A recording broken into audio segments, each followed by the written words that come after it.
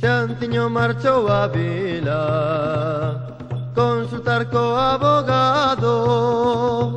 Regaloulle unha pitiña e faloulle castellano. Regaloulle unha pitiña e faloulle castellano. E así lle respondeu o abogado. Mire usted, la seguridad social es la seguridad. Pero si quiere usted vivir tranquilo, deje el médico del seguro, váyase a Santiago y consulte con uno de pago. Xantiño voltou pra casa, pensativo e cabreado. Chorando foise pra cama, correu mano espiñado. Chorando foise pra cama, correu mano espiñado. Que probes que somos a xente da aldea, que aínda mantemos a quen nos torea, a quen nos torea e torea nos ven. A culpa é che nosa, non che de ninguén. Toda noite sin dormir decide coa súa muller A Santiago saíren nun turismo de alquiler. A Santiago saíren nun turismo de alquiler. E así lle respondeu o dottore. Le aseguro a usted que lo suyo es de pronóstico. Don Juan, no puede usted trabajar más. Lo que tiene que hacer es acogerse a la seguridad social. Hoxe pagou ben cartiños por palparse o espiñazo. Veuse pra casa fodido, cos dolores aumentados. Veuse pra casa fodido, cos dolores aumentados.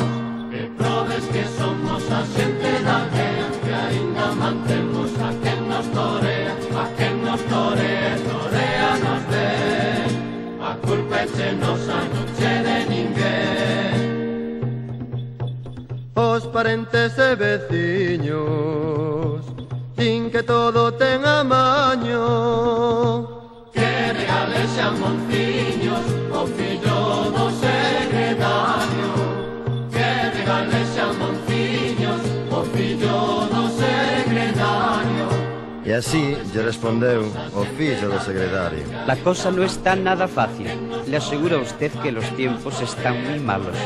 Pero por lo que se ve, miraremos y haremos lo que se pueda. Recolleron yo xamos e votou coa esperanza. Que lle deran a razón dos males da súa espalda. Que lle deran a razón dos males da súa espalda. Que probes que somos a xente da aldea, que aínda mantemos a quen nos torea, a quen nos torea, torea nos ven. A culpa é che nosa, non che de ninguén. Pasaron logo 2 anos e o xa non sabe nada. O dos dereitos humanos é todo unha trancallada. O dos dereitos humanos é todo unha trancallada. Que probes que somos a xente da aldea, que aínda mantemos a quen nos torea, a quen nos torea, torea nos ven. A culpa é che nosa, non che de ninguén.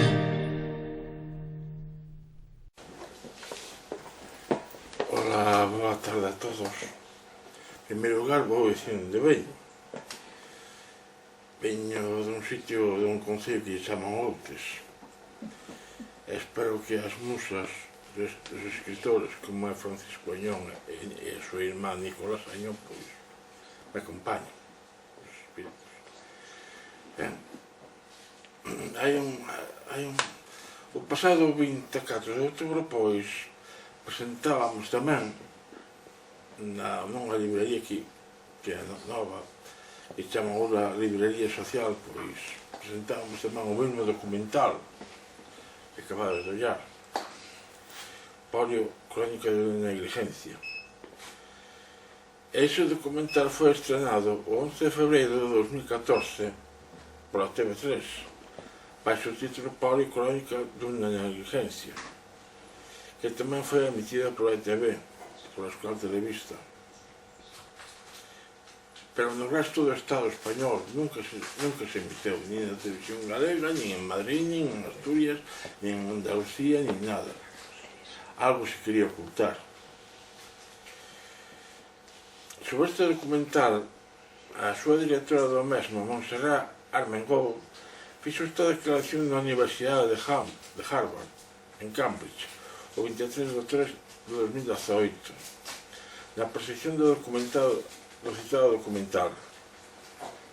Sobre el documental, algunos niños fueron separados de sus madres por razones políticas y morales y sufrieron abusos sexuales y físicos y la falta de un tratamiento médico adecuado. Otros fueron vendidos como esclavos o utilizados para experimentos médicos. Ahora, como adultos, aún no han visto a sus torturadores ante la justicia ni han recibido ninguna compensación del Estado, como ha sucedido en otros países. Ben, despois de ollar o citado documental, sacamos as seguintes conclusións. Neste país houve unha negligencia sanitaria por parte das autoridades franquistas, onde a chamada democracia ou o régimen do 78 non quixeron resolver. A rehabilitación, como a cirugía correctora, non eran máis que experimentos que se facían. A propaganda do régimen franquista ocultou a enfermidade, como no nodo onde se mencionaban os niños enfermitos. O Boletín Oficial do Estado do 20 de 10 do ano 22 publicábase a chamada Lei de Memoria Democrática. Entre varios artigos da mesma hai unha disposición que ben deberíamos lembrar. Disposición adicional 10ª. Reconocimiento a las personas afectadas por el polivirus durante la dictadura franquista. En reconocimiento del sufrimiento padecido por las personas que fueron afectadas por el poliovirus durante la pandemia que asoló a España a partir de los años 50 del siglo XX, el gobierno promoverá investigaciones y estudios que esclarezcan la verdad de lo que ha sido respecto de la expansión de la epidemia durante la dictadura franquista, así como las medidas de carácter sanitario y social en favor de las personas afectadas por la polio, efectos tardíos de la polio y pospolio, que posibiliten su calidad de vida, contando con la participación de las entidades representativas de los afectados sobrevivientes a la polio. Pasaron 4 anos e seguimos como estábamos ao principio, tan só boas palabras e pasar a man pola espalda, porque do que pon a citada disposición nada de nada. E se vamos ao artigo 49 da Constitución Española,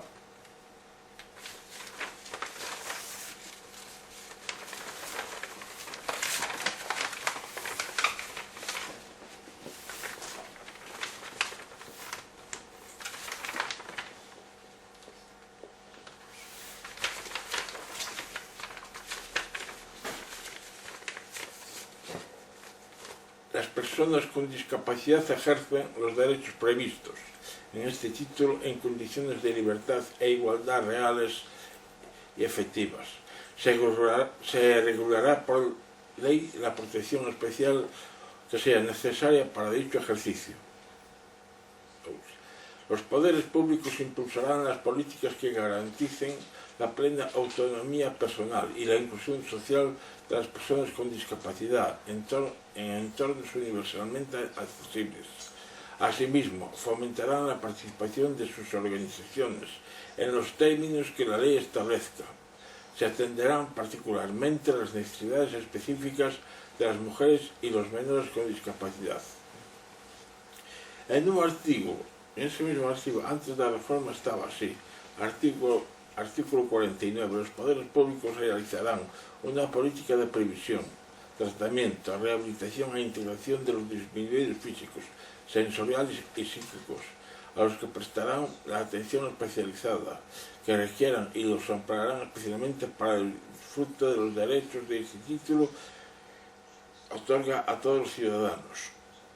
Claro, despois de comparar o que estaba escrito co que pon agora e cambiar o nome de José polo de Francisco, pois para este viaxe non hacían falta tantas alforjas. Ben, todo isto, as persoas afectadas pola polio seguimos como estábamos ou peor. Tan só a nova dada por a Antena 3 Televisión o 25 de setembro de 2024. La sesión del Congreso de los Diputados ha sido interrumpida este miércoles por una protesta liderada por una mujer que pertenece al colectivo de afectados de la poliomielitis en España. Ha interrumpido en la tribuna del hemiciclo, denunciando la falta de atención por parte de las instituciones públicas. El incidente ocurrió pasadas las 10 de la mañana durante la intervención del ministro de Transportes, Óscar Puente, en la sesión de control al gobierno. La manifestante desde la sala alzó la voz para expresar que los miembros de su colectivo se estaban muriendo y que llevaban 60 años luchando por sus derechos. Somos de la plataforma de niños de la polio y venimos a manifestarnos, declaró la mujer antes de ser desalojada. La presidenta del Congreso, Francina Armengol, se vio obligada a intervenir, recordando que no se puede intervenir desde el público y solicitando silencio. A pesar de ser escoltada fuera del hemiciclo por un ujier, la manifestante continuó expresando sus quejas. No tenemos ninguna ayuda de ninguna clase. Escúcheme, se están muriendo. Primero la dictadura y luego ¿qué? El PSOE. Todos no nos hacen caso, por favor.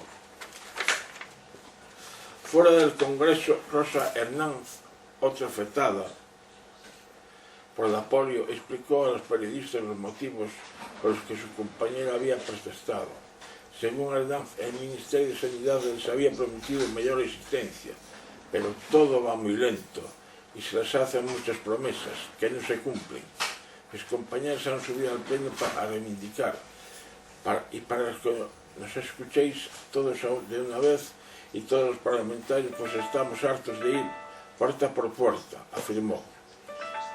El colectivo entregó un comunicado exponiendo sus reclamaciones, entre los que se incluyen ser indemnizados por 65 años de marginación y una discapacidad que ha aniquilado nuestra calidad y esperanza de vida. Además, solicitan ser incluidos en los presupuestos generales del Estado y escribir rehabilitación frecuente basada en fisioterapia, tecnología avanzada y terapias de balneario.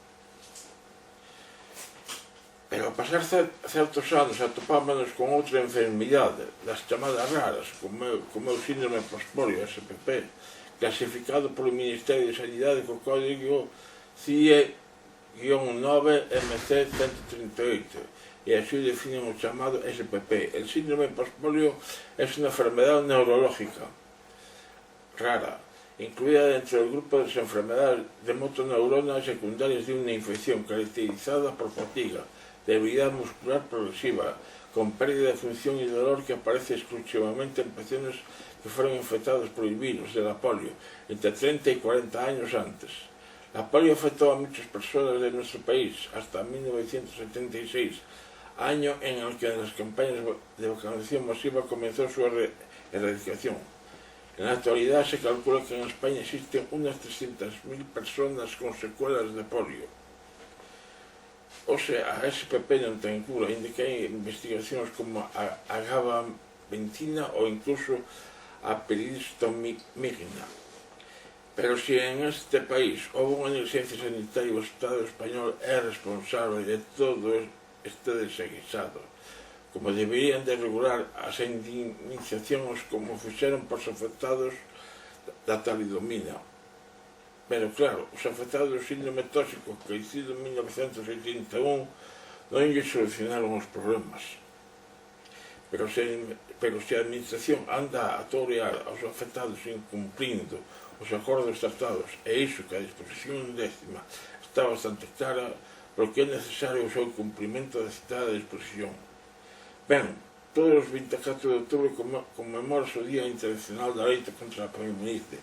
É unha boa data para lembrar as vicisitudes dos afectados, como pode ser que padezcan a chamada SPP e que pasen a andar con bastóns a ter que utilizar cadeiras de rodas eléctricas. Aínda que a poliomielite no Estado español está erradicada, convén lembrar estas novas coa aparición de virus da polio en algunhas cidades das cidades de Jerusalén, Nova York e Londres, ou como no caso aparecido en Alacante. E os negacionistas destas vacinas que supón un perigo de cara a erradicar a enfermedade na súa totalidade, dado que no caso de contraer a enfermedade, esta non ten cura. Se alguna pregunta máis todavía. Eu supoño que, eu non sei se algunhas persoas, bueno, se algún mestre que, se por aquí algún mestre que tivese alumnos con polio, que convivían, consideraban que iban, que como yo, pois, 6 ou 9 anos, pois, había casos, porque mandábanos á escola, que estaban ao lado das casas, e eso estaba aí. Incluso lle darían outro nome, non? Non, chamaban paradas infantil, como se decía. Pero era chamada poliomielitis. E se negou, como apareceu aí no documental, e se negaba eso.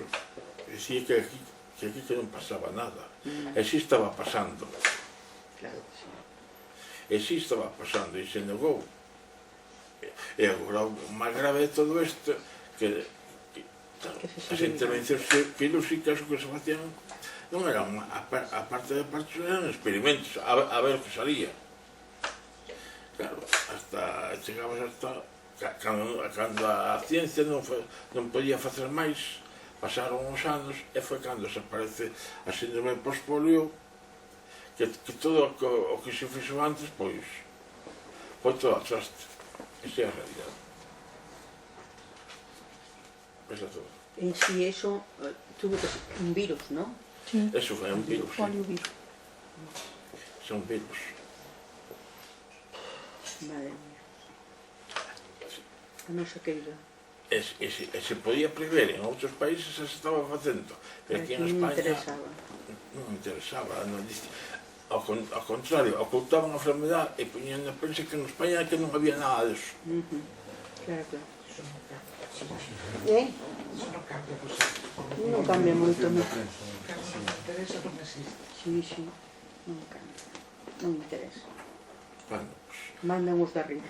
bueno, ahora, por certo, vamos presentar aquí a amiga Marisol Bravos, que, por certo, a conecín no ano 85.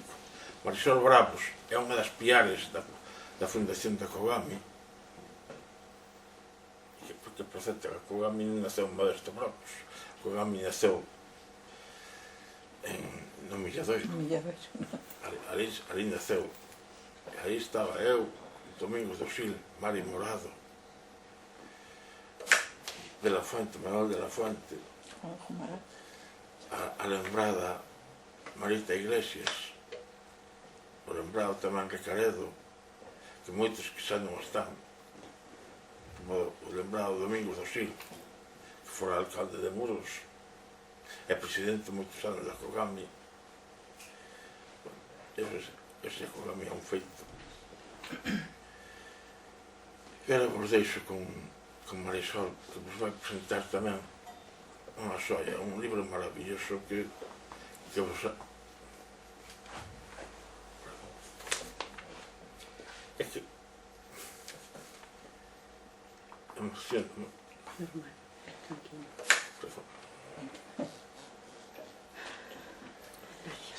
Bueno, pois, moi boas tardes. Eu teño que empezar agradecendo a librería Isabel, que anda por ali, que xa tiñamos pendiente este encuentro desde fai non sei cuánto, e, bueno, por motivos de saúde, pois houve que aplazalo, e bueno, pois quero darlle as gracias. Ben, eu estou aquí porque eu escribín un libro, escribín a miña historia, eu son unha desas nenas da polio, e máis que a parte física, Pois eu quería resaltar un pouco o que implicaba a parte... Que fago eu que non vale?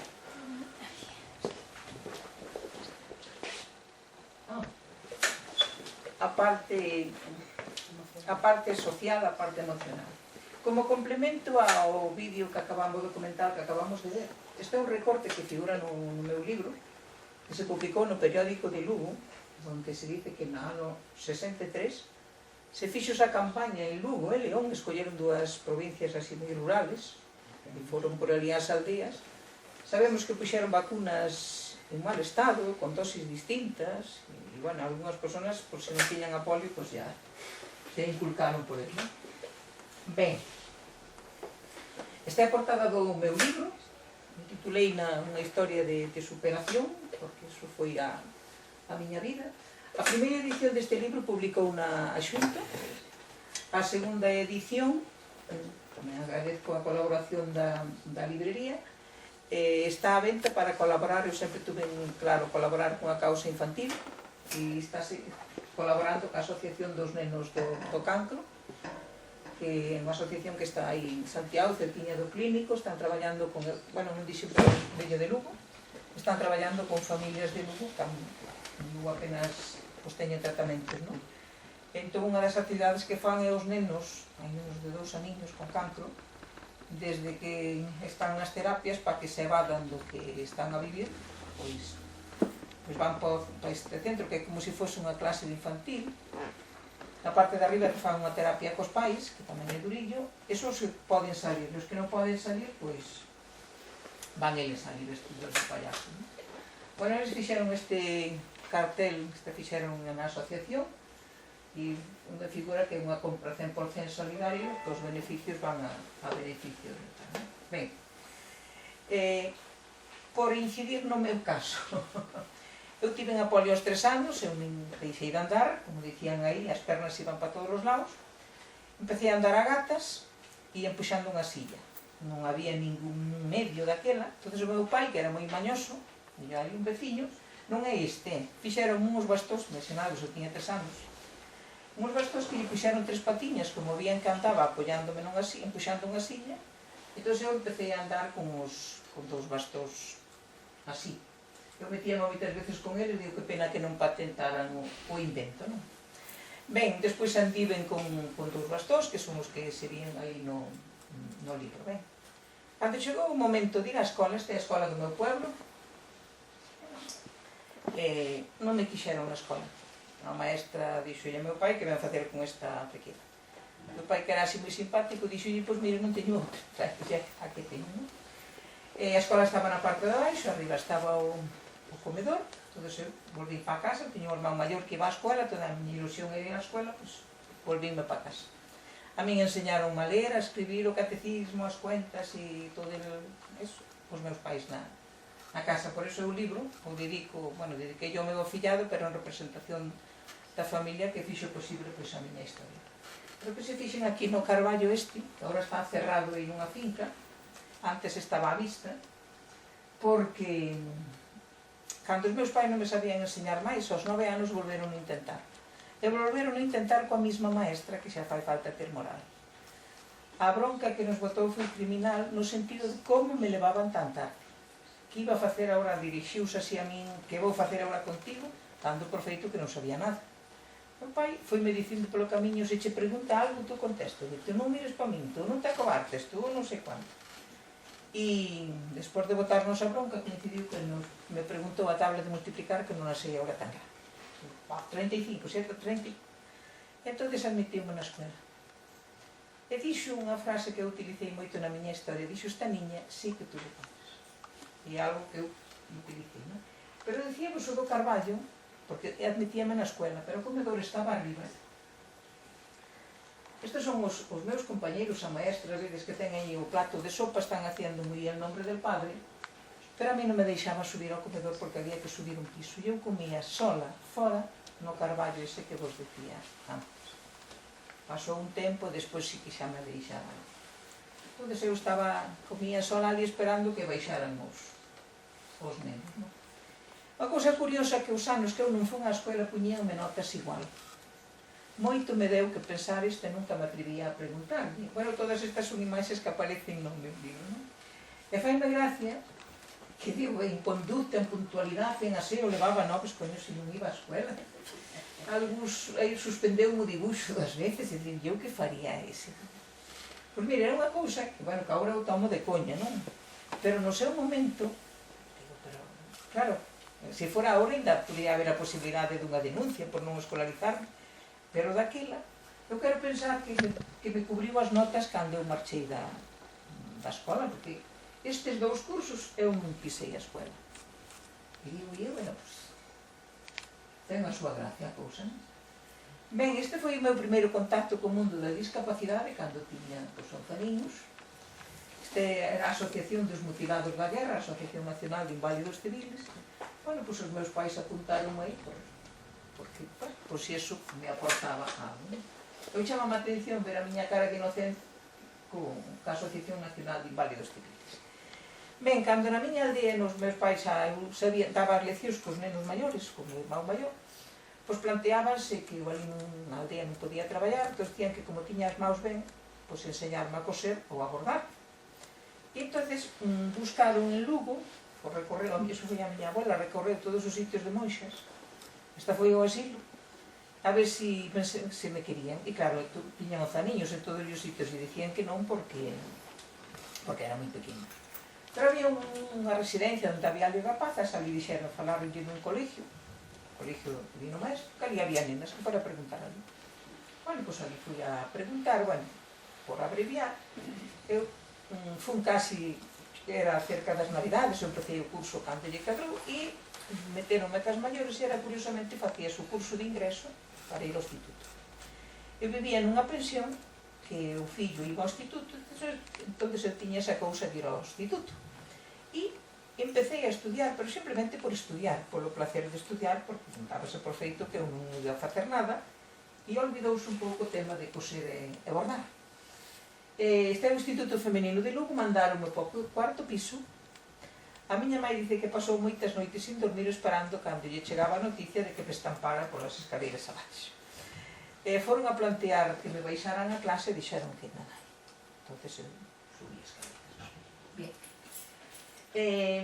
Por esta época foi cando recibiu o meu pai, era as famosas 1.500 pesetas, era unha axuda que daban, pero fíxense no concepto, en concepto de asistencia a menores subnormales. Aí xa se me empezou a etiquetar como subnormal.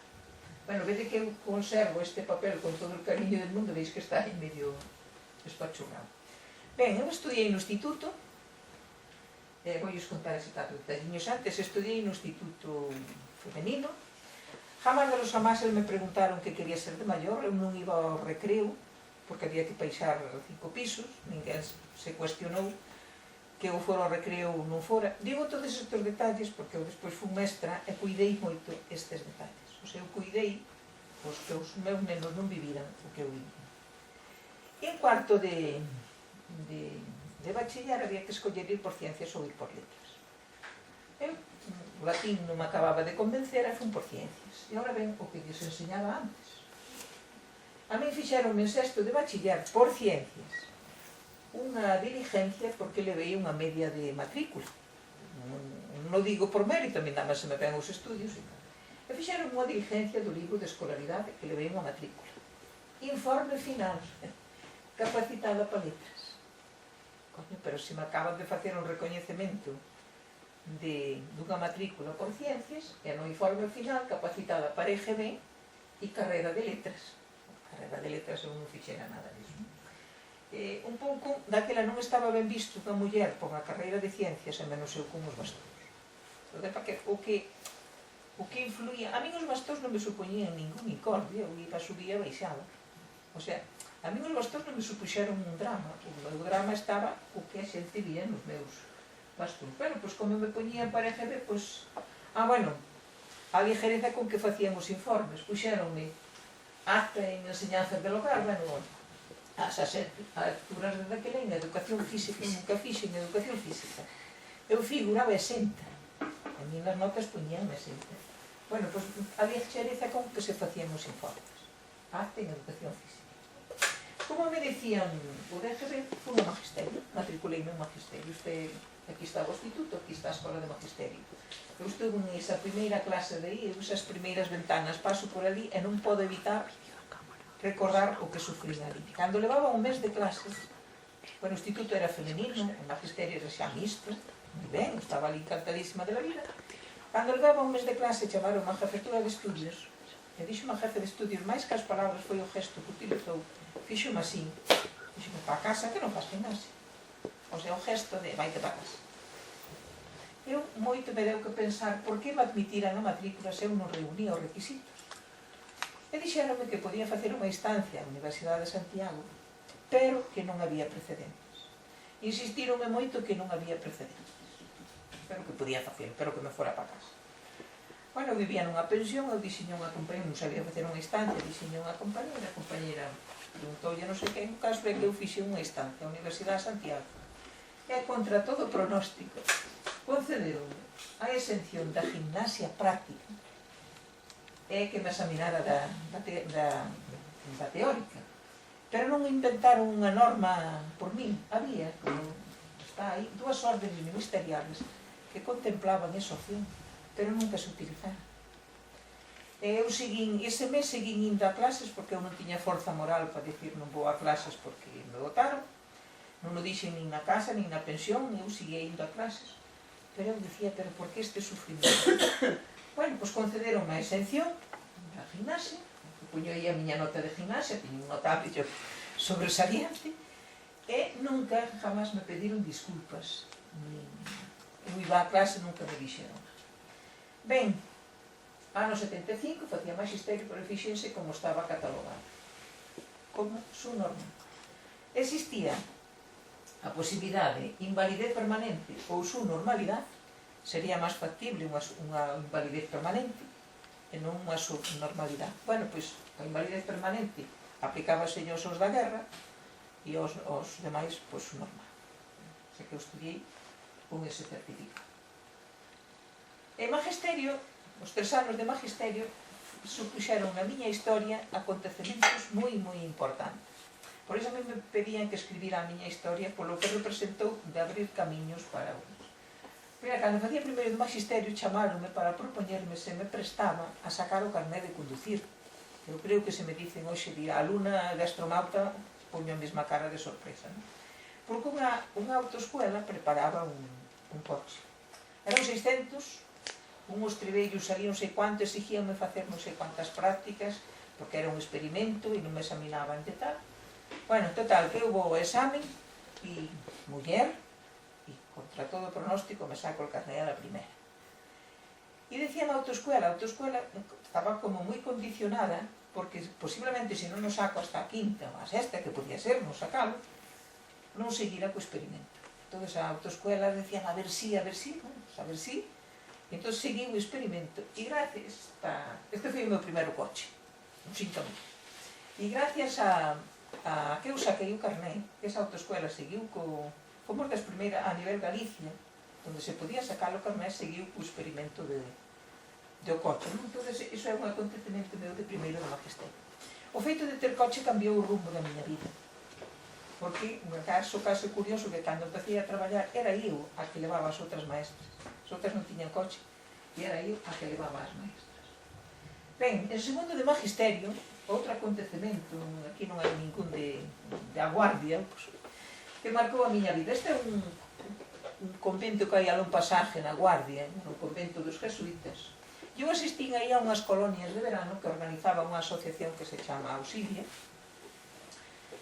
e eu estábamos así, ao mellor dormíamos 8 personas nunha habitación, e eso representou para min un antes e un despois. Eu coincidía na habitación con persoas que era a primeira vez que salían das súas casas, que non sabían ler nin escribir, e que encima non levaban, eu non levaba moitos modelos para cambiarme, pero eles non levaban nada. Eu cheguei a dicirle a unha rapaciña, dixenlle, mira, eu lavo a braguiña de noite e seco a catoalla e mañá xa poño, polo mal olor que me daba. E eso representou para min un choque moi grande. Había unha capilla, unha misa, eu fui a misa, e o cura dixo se había alguén que lera, e eu levantei a mão. Eu mirei ao redor, non se levantou ninguén, ele fun a ler. Mira, ainda parece que noto así o que me fixo cura ao final, non? Porque veo ao final felicitarme como se fixera unha cousa nunca vista. Claro, que unha minusválida lera, ben, non está.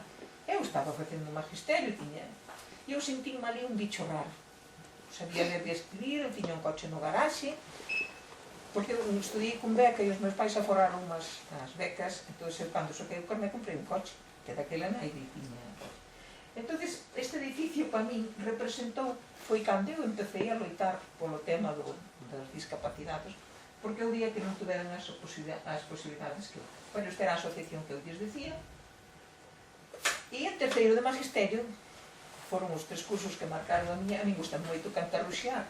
Bueno, pois cantei nun grupo, se chamaba, aquí estou eu, con os bastones, esta é a presentación no pabellón de deportes en Lugo, despois fixen con eles, que eu conto no libro, 15 actuacións, a min gustaba moito o canturreo, e de feito empecé a ensaiar sobre o que lle suena, o grupo chamábase Tangaraño, fuxen os ventos, empecé a ensaiar con eles, pero era cando empezaba a traballar, empezaba a lutar por minusválidos, e eu non me daba coordinado. De feito, neste grupo era eu sola, eu era a que tiña coche. E cando íbamos ás actuacións, tiñamos que mandar alguén no coche de línea. Eu levaba 5, íbamos 5, pero non podía levar a 6, e as guitarras e non sei que. Entón, foron os meus 3 anos de magisterio, ou sacar o carné, ou empezar a loitar polo momento asociativo, e tamén dedicarme a unha actividade que a mí me gustaba. Bueno, acabei magisterio, aquí teño o meu título maravilloso, recuperei o DIT por ciencias, fixe unha especialidade por ciencias, e pode parecer que xa tiño a vida resolta. O meu título maravilloso. Pois verán que non. Verán que non. Que, cando na documentación que había que presentar no apartado D, decía certificación facultativa de non padecer a enfermedade infecta contagiosa ni defecto físico. A ver como escondo eu os bastos. Entón, eu estudiei todo este tempo polo placer de estudiar, pero as sabiendas, a mí felicitaba, o mellor eu levaba boas notas, e eu pensaba, pa aquí? Se a mí nunca me preguntaron que quería ser de médico. Preguntaban a todos os da clase e a mí saltaban.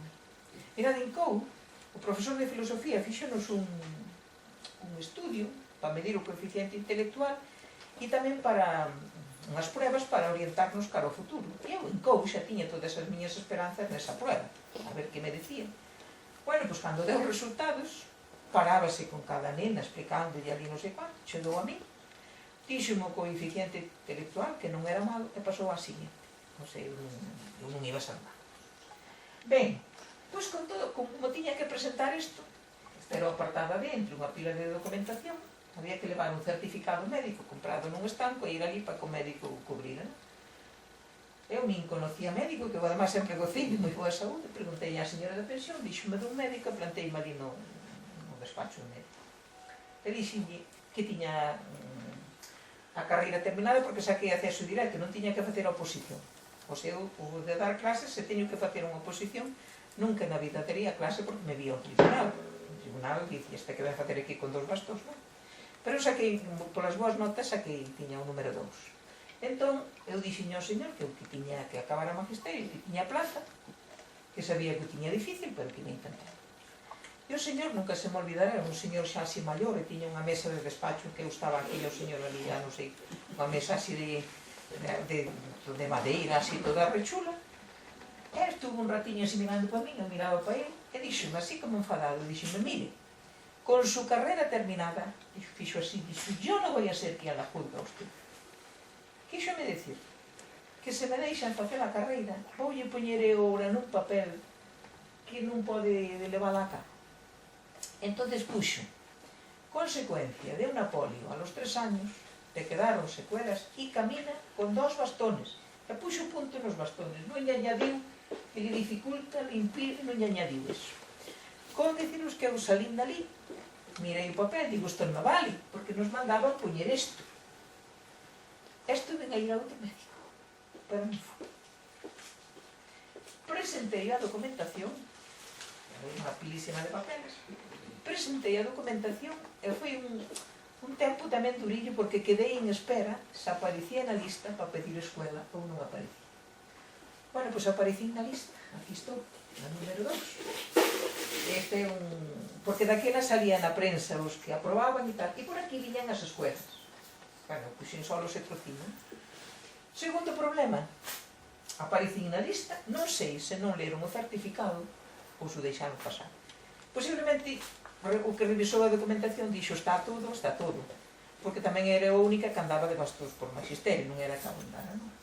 Pero logo viña a segunda parte, porque a mí se me tocaba ir para unha escuela que se chamaba daquela de difícil desempeño, que eu sempre fui moi realista, o que podía facer unha, pois tiña que renunciar. Eu ia a escoitar que iban as maestras, as aldeas que iban no coche de liña, logo tiñan que ir a cabalo, ou que non sei quanto, e xe, pois estou eu para ir eu non a cabalo. Entón, dixo, bueno, pois eu vou ir. Como tiña o número 2, a miña compañeira o número 1 era de Burela, e pedía por Burela. Entón, quedaba eu un Lugo para pedir de primeira. Fui a ver algunhas escuelas, as que quedaban así máis cerca, como sabía. E fun para unha escuela. Esta foi a miña primeira escuela, que me quedaba cerca. E agora vou pasar as escuelas así moi grandes. Esta foi a miña primeira escuela, esta foi a segunda, lá por Villalba. Fíxense, cando eu fui para esta escuela, pois ven estas escaleiras. E o primeiro que plantei, mira, na primeira escuela tiña 24 nenos de todos os cursos, de primeiro a octavo. E aquí tiña 36. Digo, madre de Dios, se salen por aquí correndo, mátanseme por aí abaixo. E entón plantei, cando recollín as chaves, se podía poñer aí unha barandilla.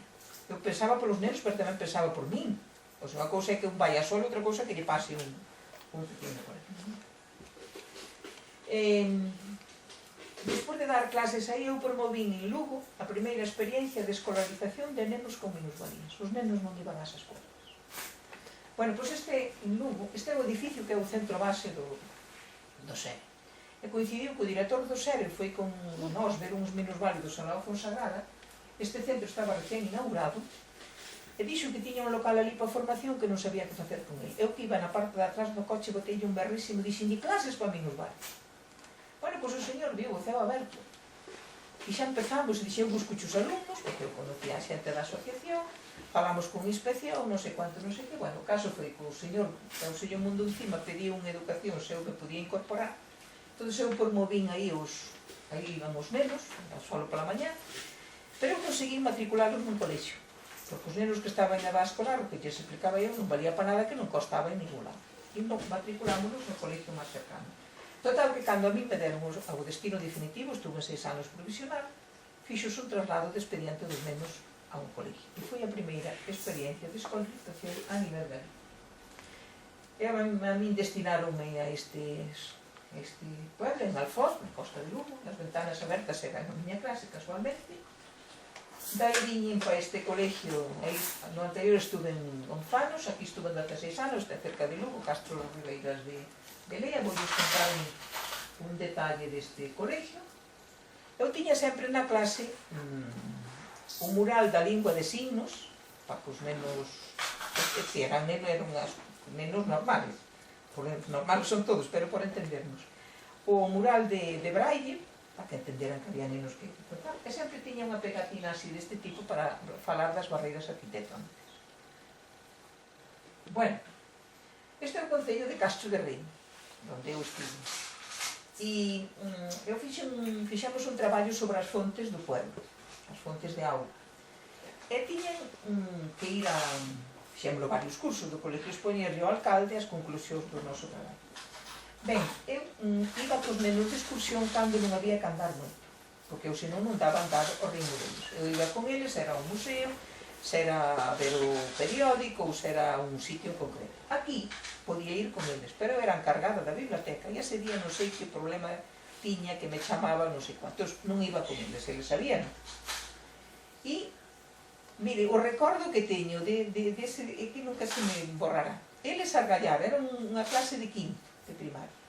Cando eu non estaba de guardia, reunirse, quen relataba, como escribir, que facer, quen falar, porque os profesores, cando vemos un grupo xunto, dicimos, que estáis facendo? Entón, diso era que os dispersara varias veces, porque 20 pequenos xuntos ali estes que están conspirando. Bueno, pois, o día da reunión, Eu quedei no colegio, chegaron pola mañá e dixeron os meus compañeros, vai a sorpresa te vas levar. E eu dixen, que fixeron? Portáronse mal, que fixeron? Non, vai a sorpresa. Case me enfado cos compañeros comento porque non me decían, non xo podemos decir, que xo van decir eles. E eu dicía, pero como non me vades poder decir algo, que non xo dicimos, que xo van decir eles. Eles, os nenos no comedor, eu vía que se estiraban e miraban pa min e rías. Digo, estes capullos que farían? E casi non como, digo, pero que pasaría? Porque aquel misterio. Pois cando me chego pola tarde, contan, ao acabar a reunión, unha das nenas que agora é un abogado, dixo ao alcalde que querían plantear que se puxera un ascensor no concello para que a súa maestra pudera acompañarnos. Este é o ascensor panorama. Este ascensor estaba posto aos 8 meses. Eu teño os acordos do concello, non vou a dicir que se puxera o ascensor polos meus nenos, pero que algo influiu e ese recordo. Entón, bueno, estes detalles podería contarles a gente. Bueno, que son moi argalleira, eu dame por facer libros, fixe un libro cos nenos de recoller con estes deste colegio. Recoller refráns, adiviñas, oficios, bueno, esas cousas que tamén o publicou a Xunta. Estuve un ano dando alfabetización de adultos, que foi unha experiencia tamén moi grande, que me ven, o señor maior dixo, amigos, deberíame saber o que son os decimados. E, bueno, pues, non te preocupes que te explico que son, o sea, o interés de traballar con nenos maiores é fundamental. Porque estuve neste colexio, un pouco porque falaban aí do síndrome post-COVID. Eu sempre traballei en colexios que non tiñan ascensor. Eu vivín nas pensións que nun terceiro piso, no instituto, eu subín millóns de escaleiras. No colexio ese onde lles digo que o do ascensor, eu facía un nivel de 6-7 pisos diarios. Era un primeiro, pero eu subía a mañá, no recreo, a tarde, da biblioteca, a secretaría, non sei quanto. Entón, un traumatólogo, díxome, Marisol, e eu se che digo de ir traballar a un 6º piso, que che parece? E eu, como a tonta, botei arriba e dixen, non, sería pasarse. E deu un puñetazo na mesa que sempre o agradecerei e dixo, que faz ti todos os días? Entón foi cando eu fui consciente de que o meu corpo, o que falaban, non podía asumir máis esforzo do que xa fixera. Entón pedín, no concurso de traslados non me daban unha comisión de servicios e estudios. Este foi o colexio no que me xubileime no colexio de Lugo, e eu sempre por donde fui botando a lata, cando fui para este colexio fui mirar, digo, non ten aparcamento reservado, un edificio público, ven aquí esta esquiniña, eu sempre que paso por aí para ir para a miña casa de aldea, eu solicitei un aparcamento para... Neste momento aleguei que eu iba para ali conforme a un concurso de traslado, pero dicíame se non se respetaba que se lle poñía a matrícula, non quixe, porque estaba cerquiña ao hospital, a residencia daqui. Bueno, aí quedou de tal. E aparte desos anos que traballei, traballei 37 anos no ensino público, e cando eu empecé a loitar no movimento asociativo, que montamos eu sou cofundadora do movimento asociativo en Lugo, en Galicia e en España. E cando iba a reunións a España, ninguén me creía que eu dera clase no ensino público. Por aquela cousa que lles dicía que non se podía acceder, que dera clases particulares, sí. Pero claro, víanme cos bastón e pero como te admitiron a ti no público. Non sei se estuve infiltrada, pero eu estuve por aí. Ben, eu estuve na comisión que elaborou a primeira lei de integración de minusválidos, a LISMI. Estaba con este de comisión Sabreiros, Marcelino Camacho, na comisión, de un diputado andaluz, Juan de Dios Ramírez Heredia, que era capitán. Fago así un flash moi rápido, para que se den conta do que tivemos que loitar. A ONU fixe un programa no ano 83, no 90 desa década, Programa de Acción Mundial para los Impedidos.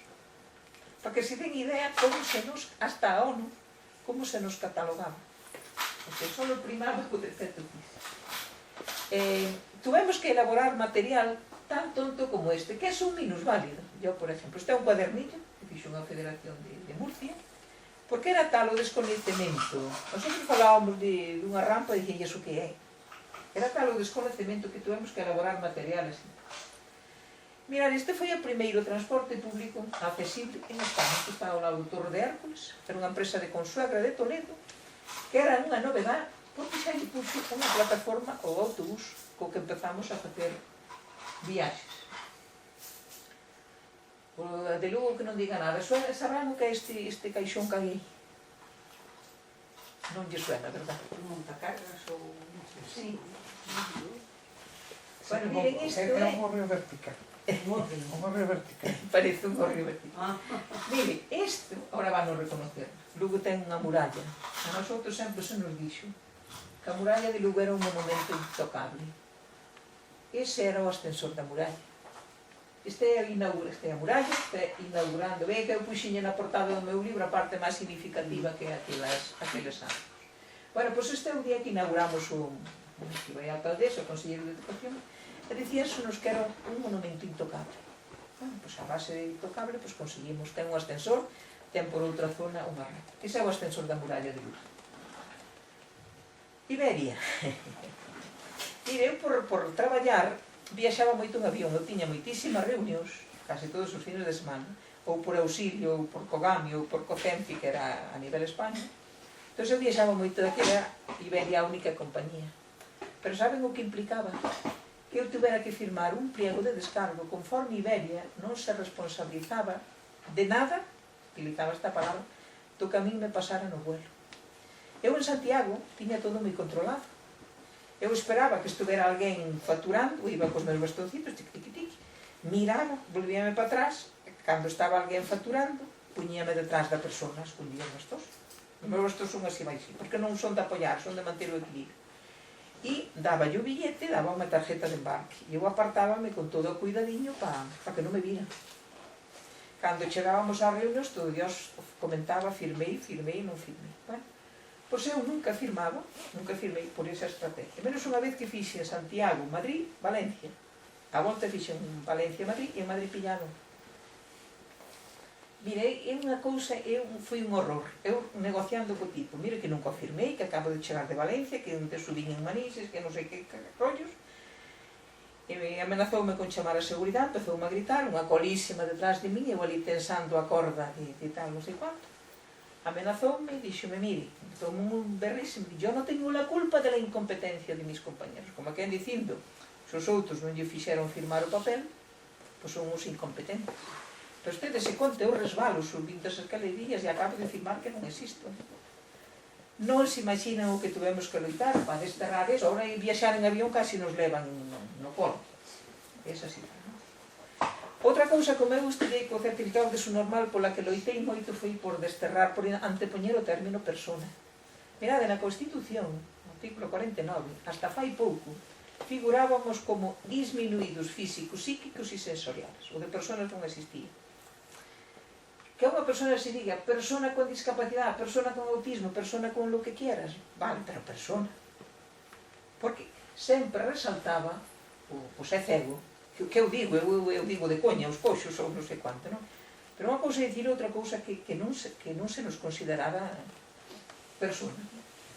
Ben, eu defendo o de persoa con diversidade funcional porque antepoñemos o de persoa, resaltamos a diversidade.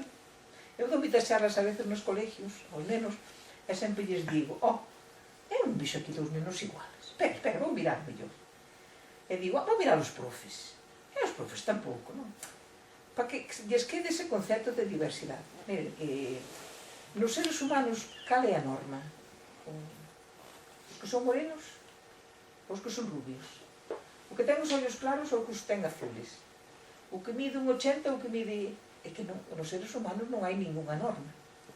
Por que nós debaixo da norma? O sea, isto en plan de gracia. Como tendría que llamarle? Discapacitada, persona con capacidades diferentes. Mi nombre es Laura, chámeme Laura, porque me ten que chamar de ninguna maneira. Dese conta como complicamos as cousas. Como che teño que chamar? Como prefieres que te chame? Persona con discapacidade, chámame Marisol, non tens que chamar. Como muller, tamén sempre sufrimos unha doble discriminación. Por muller e pola discapacidade. Eu sempre polo Día da Muller sempre facemos algunha actividade deste tipo. Eu escribo a veces artículos para a prensa. Nosotros, o que decía unha rapaciña do vídeo, se consideran os seres asexuados. O sea, non se pode plantear ser mai ou vas ter ti novio. Eses prexuicios siguen existindo.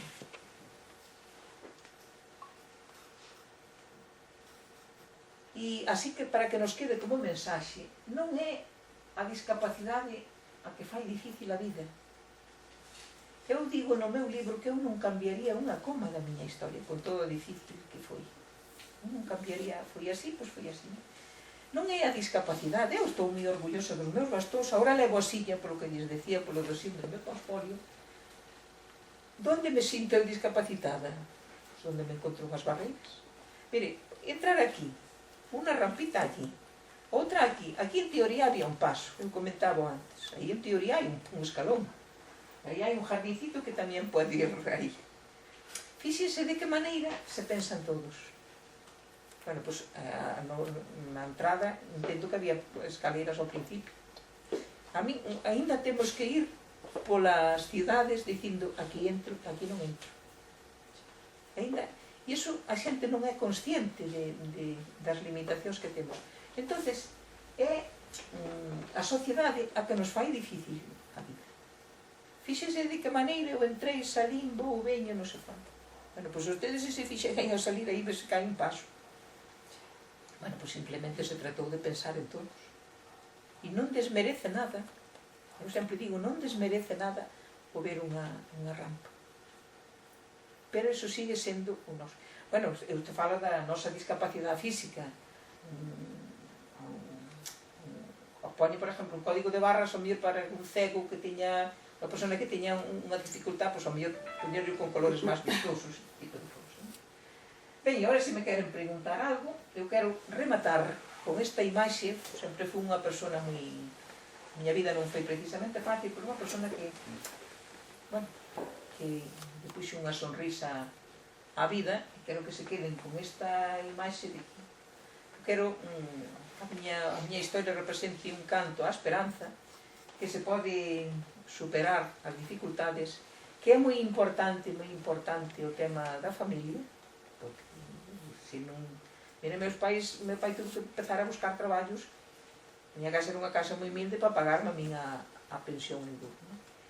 E eu, o de escribir a historia, parece que hai cousas que están superadas. Non están superadas. Eu que conozco o mundo da enseñanza por medio, por dentro, siga habendo moitísima discriminación cos nenos con dificultades.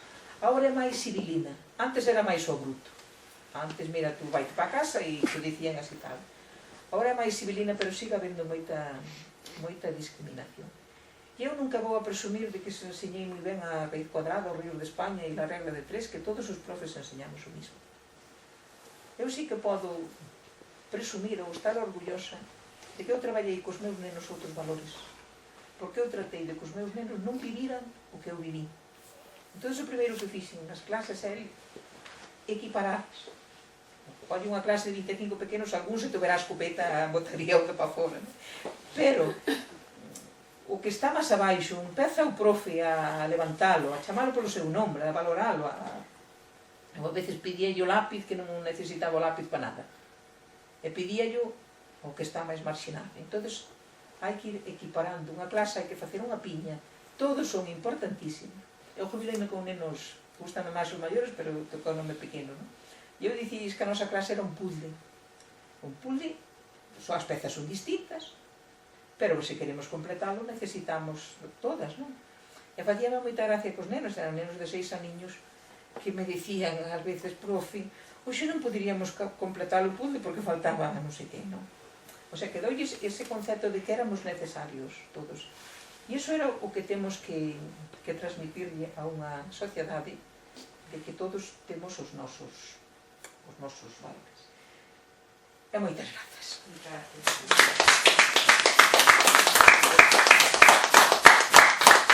Se me queres preguntar algo, que iso foi así un frasco para que non alargar moito acto, como se poñía o documental.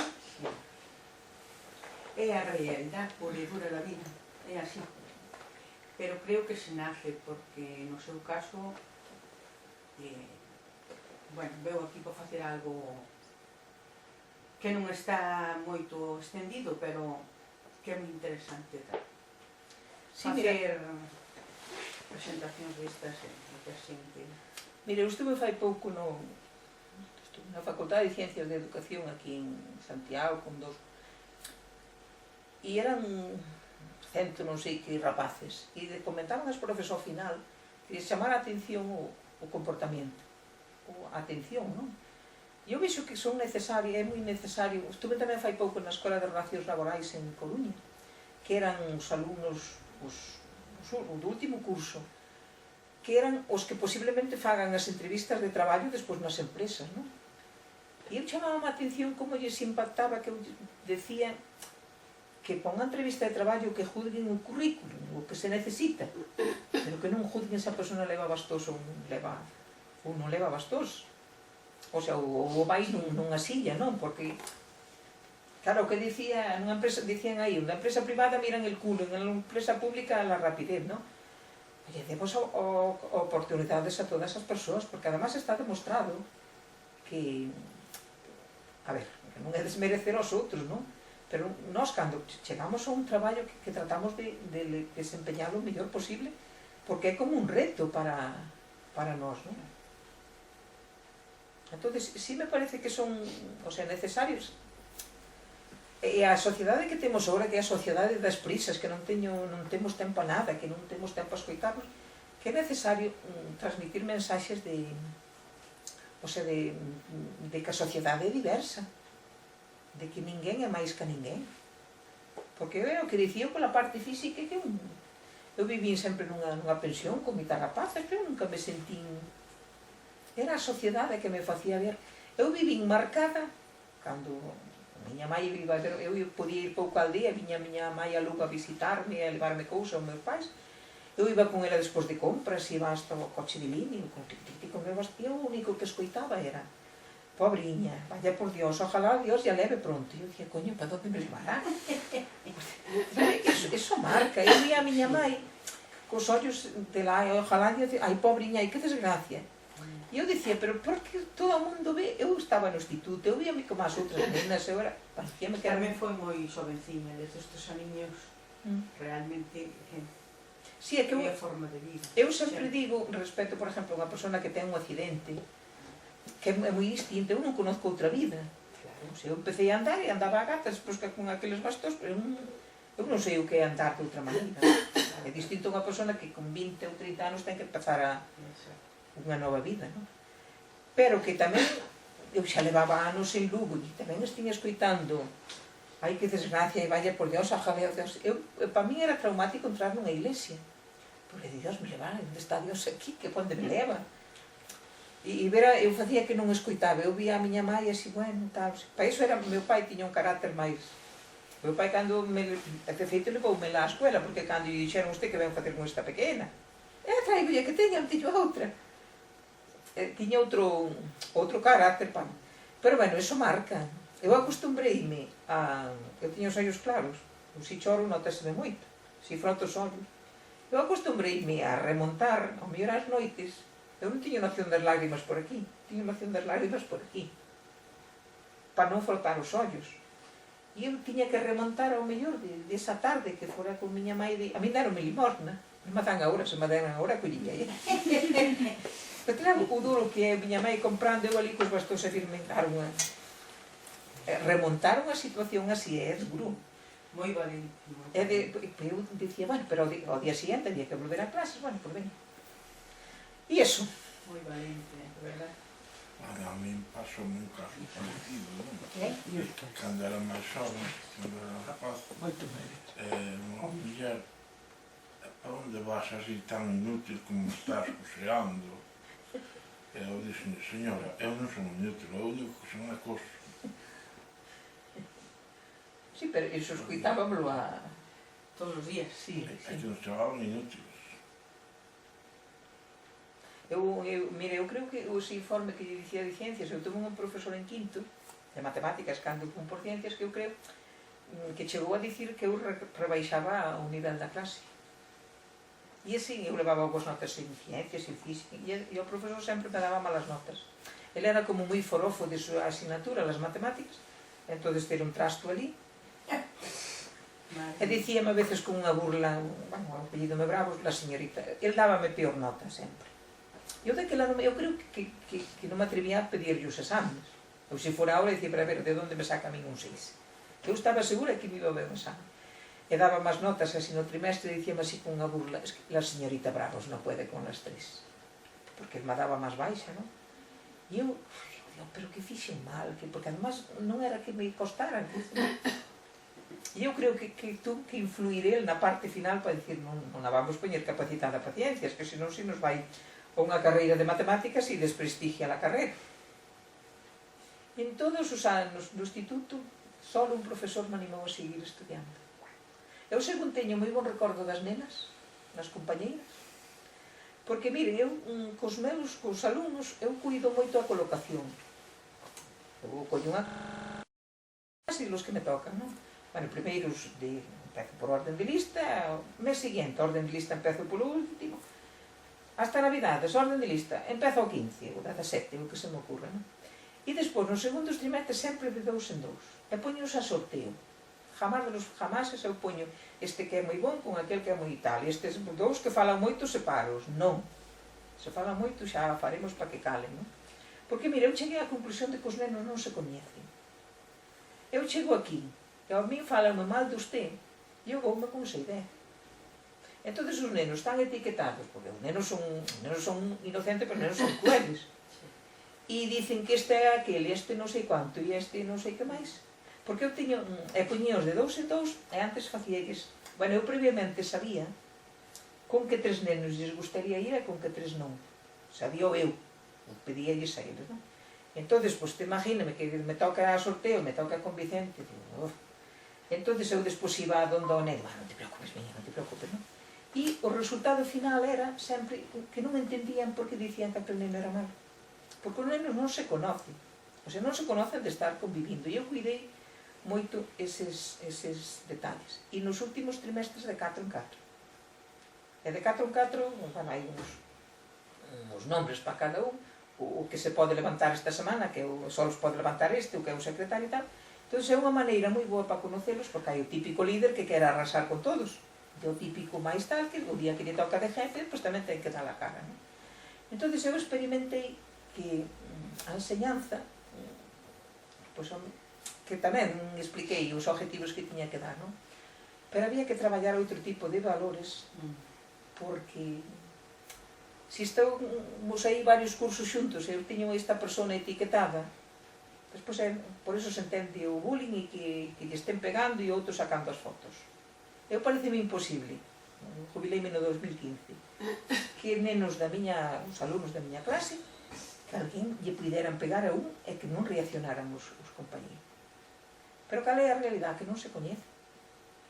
O sea, coñécense de cumples, de festas, e teñen etiquetados a algús, e entonces todos sabemos o que son as clases, e sabemos que hai aquel que non sei quanto.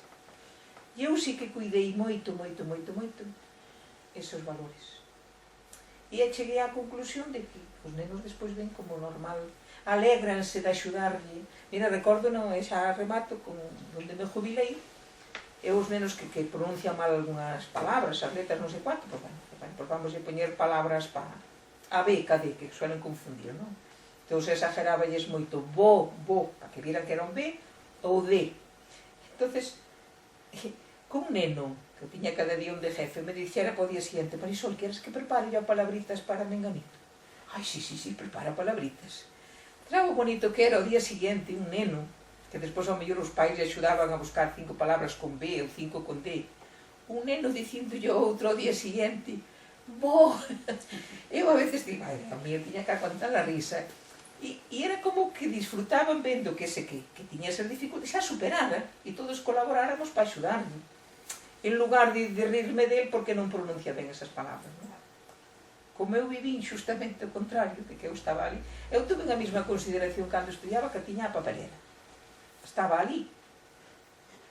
A mí nunca me preguntaba, tanto daba que estudiara a lección como que non estudiara. Eu sabía que non me iban a preguntar. Mira, cando preguntaba o de ser de maior, o que quería ser de maior, eu dicía, eu que direi? Eu vivía cerca de onde estaba a Cámara da Propiedade. Eu cando pasaba por ali vía xente nas oficinas. E eu dicía, eu podría traballar así, parecíame que podría traballar nunha oficina. E resulta que dixo, bueno, pois cando me pregunte, nin sabía dicir a palabra oficinista. Eu dije, eu vou dicir traballar nunha oficina. nunca tuve ocasión de dicir. Nunca. O sea, preguntaban tal, que é moi dado que se pregunta, nenos que queren, el que quere ser médico, futbolista, non sei cuánto, non sei que. Eu chegaban a min e pasaban para a siguiente. Entonces eu, despois digo, bueno, pues casi agradecía que non me preguntaran, porque imagínese que digo que quero ser maestro. Eu digo, bueno, como vai ser maestro? Interesante, Bueno, moi interesante. Moi interesante, claro. gratiñas. No, gracias a vos os dous, bueno, a Vicente. Aquí a Vicente, que é un Julián. E por aceptar. É bueno que sepa que cando abrimos ali que había 3 escaleiras, Claro. tamén veo en tiralas de tal, resulta que rompemos unha viga de contención. E que hacía cada edificio, pero bueno, porque o de tal, todo o mundo me decía que non podía, digo, pois eu quero unha rampla de minusválidos, nunca ninguén exigía, falando de fai moitos anos. Pero eu quería unha rampa de minusválidos, entonces o albañil que tiña, que era como a mí, sabía de albañil, pero pouco máis. Sabía por aí que eu quero poñer unha rampa. Unha rampa para que poda acceder quen que irá. Depois co tempo, fui abrindo por este lado, hasta que viñan e dixeron, é que reventaches unha viga de contención. Claro, Vai estar ya está. Tarde. no, e esa rampiña de aí, que aí había os seus caloncitos. Pois mire, eu vou ir por... Pero ese momento ven en silla de rodas un ano, que iso fui a posterior. Pois mire, eu vou ir por mes que ven a Casa de Galicia a Madrid. E cando saquei o libro, foi das primeiras cousas que me sugeriron. E dixen, é un edificio antigo, dixen, va a ser que non é accesible. E non era. Agora é. O sea que a veces, ainda me chamaron onte, é que temos 2 salóns, non hai un paso ao escenario. Son 20 centímetros. Se non, 20 centímetros non se sube. E chamaron a preguntarme que pendiente era autorizado. Dixen, mira, o 6 é o ideal, o 8, entre 8 e 10, pode ser asumible, non? Pero como que procesaron, dixeron, coño, se vai ir a un salón e non pode subir para o escenario. Digo, pues vale. Tamén é bon que se vayan dando conta de esas cousas. Pero bueno, queda moita labor. Ai, si, queda. Ai, sin Lugo, sí. Claro, porque está ela... Isabel, vamos quitar aquí unha foto de familia. Destas, a clásica familiar que ven además con personal que podo sacar o lápiz así? Sí. a ver, a persona antes que andaba con a cámara Esa miña. No, a cámara está aquí.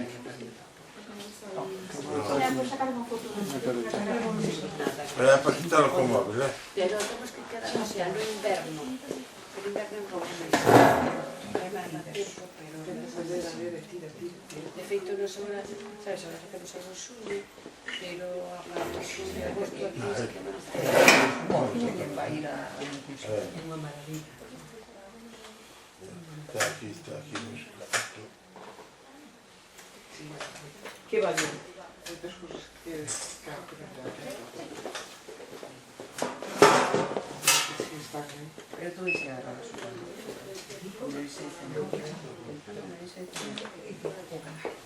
uy, perdón. No, nada. Me puse medio como tomas.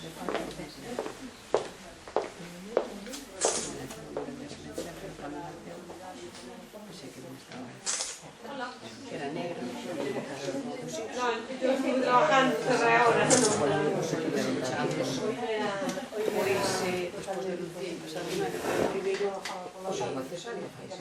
sí, pero que resulta que eu levaba por alto riesgo, xa do neno na conta de 7 meses, se non dilataba. Entón, dixeron que estaba cesárea a doutora que me levaba a Lisboa. Esperamos que non hai problema. Que se ponga para posar. Tallo.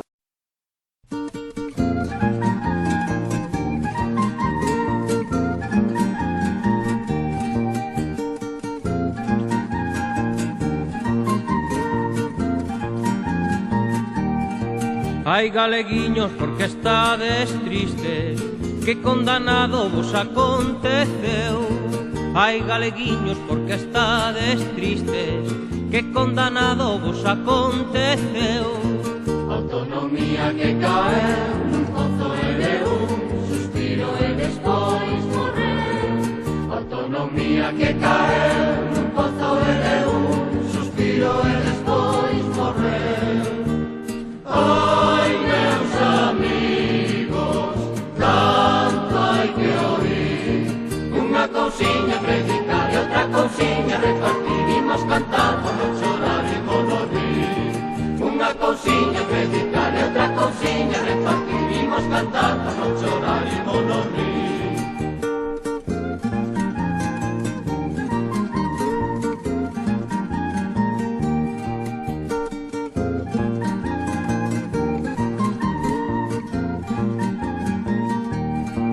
Hai galeguiños que ao que vos parecen os conselleiros que temos aquí.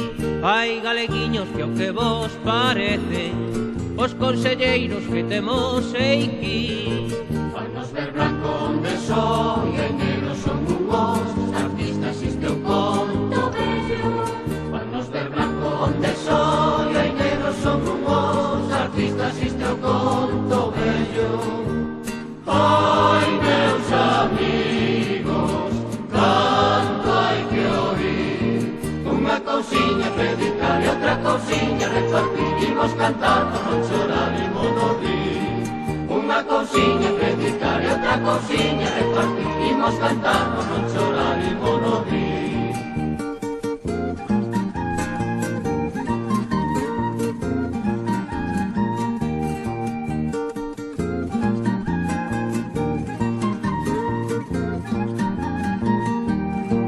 Hai galeguiños que na nosa terra siguen vendendo máis de algún favor.